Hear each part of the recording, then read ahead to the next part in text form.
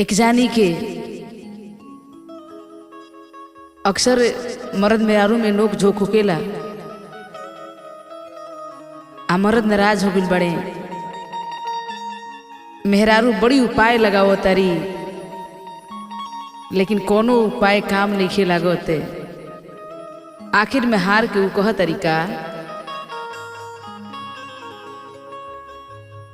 कि चूड़ी खनकाई भकंग ना बजाई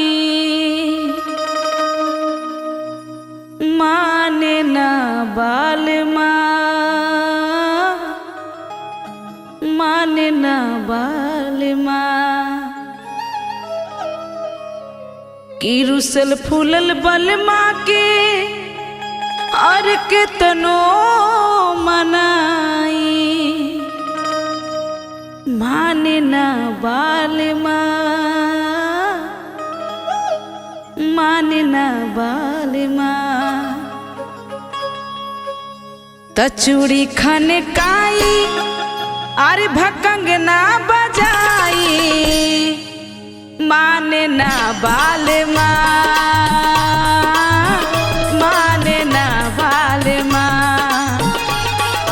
रुसल फूलल बलमा के कितनो मनाई माने ना बाल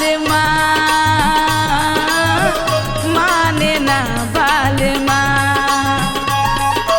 चूड़ी खनकाई भकंग ना बजाई माने ना बाल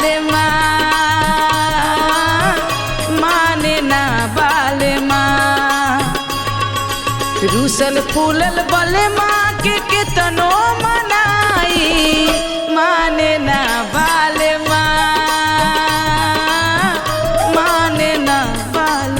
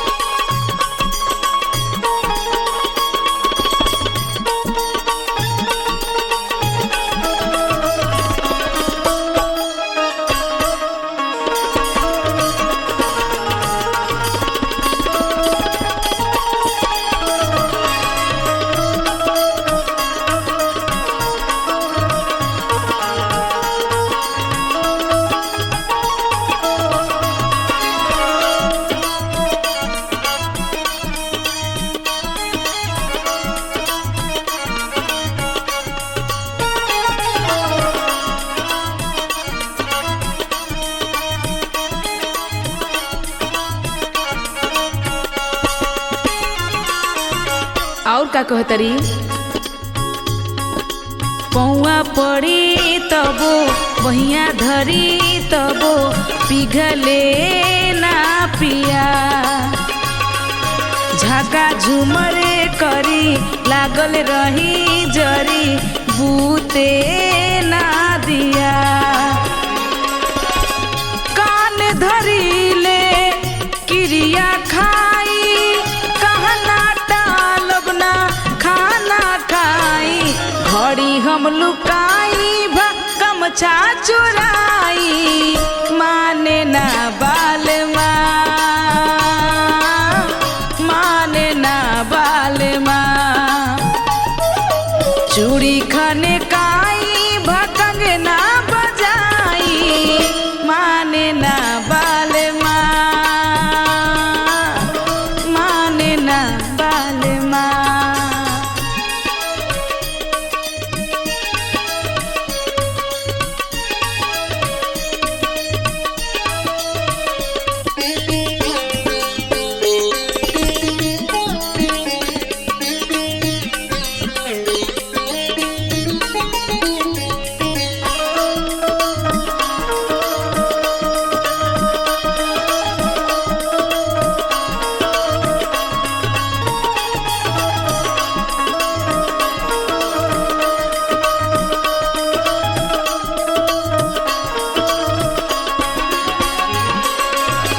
और कह तरीका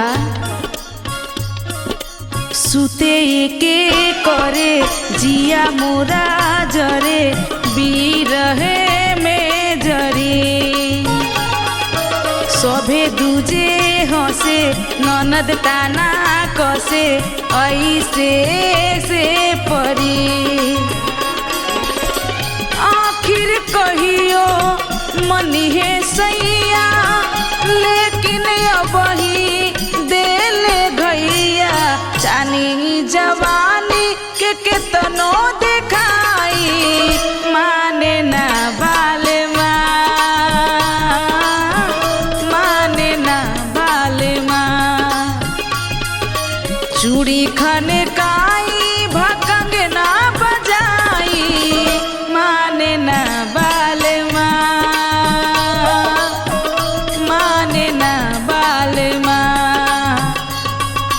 रूसल फूलल बले माँ के तनो